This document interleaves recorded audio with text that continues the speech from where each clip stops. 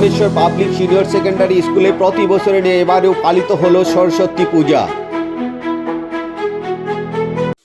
আজ বরখোল্লা বিধানসভা অন্তর্গত ভুবনেশ্বরনগর গ্রামে ভুবনেশ্বর পাবলিক সিনিয়র সেকেন্ডারি স্কুলে প্রতি বছরের মতো এবছরও পালন করা হলো বিদ্যাদেবী মা সরস্বতী পূজা।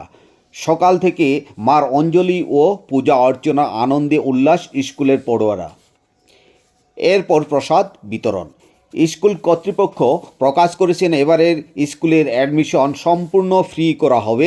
ছাত্রছাত্রী ভর্তি করার জন্য যোগাযোগ করতে পারেন এই মোবাইল নম্বরে 6900869057।